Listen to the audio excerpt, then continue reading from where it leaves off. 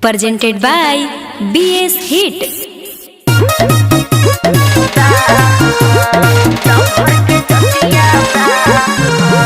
Music by Ajay Siri.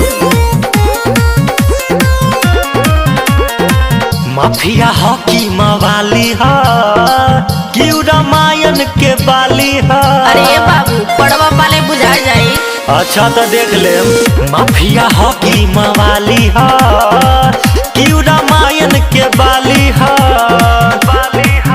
तोहरे के बताई भी है चाह यूपी बिहार भी करे से तबाह लभर के जतिया बाबू रे सुन ले साह हे बाबू यूपी बिहार भी करे से तबाह लभर के जतिया बाबू रे सुन ले साह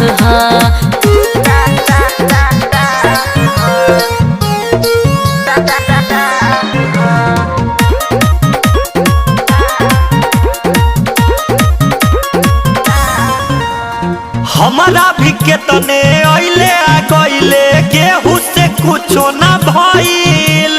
हंसा हुआ न जाने जमाना कितना के मर्डर कइल। हम केहू से कम बानी का। हमारा भी केतने अइले आ गइले केहू से कुछो ना भइल। हंसा हुआ न जाने जमाना कितना के मर्डर कइल। आई न ओकर पनाह यूपी बिहार भी करे से तबाह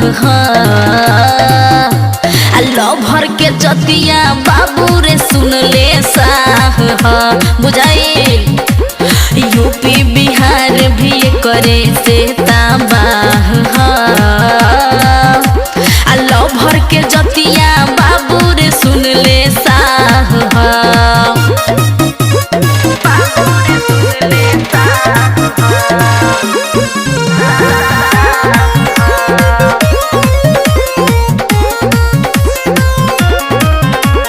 सुनी जे नामवा अजित बिट्टू लाल के ओही घड़ी उठंडाई।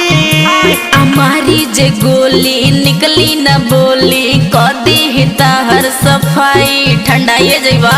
अरे कितना औकात में बा जाना ताने। सुनी जे नामवा अजित बिट्टू लाल के ओही घड़ी उठंडाई। हमारी जे गोली निकली न बोली कदी तहर सफाई। छोटू भरत सुजित जी गवाह यूपी बिहार भी करे से तबाह लभर के जतिया बाबू रे सुन ले साह कितना बखान करियो।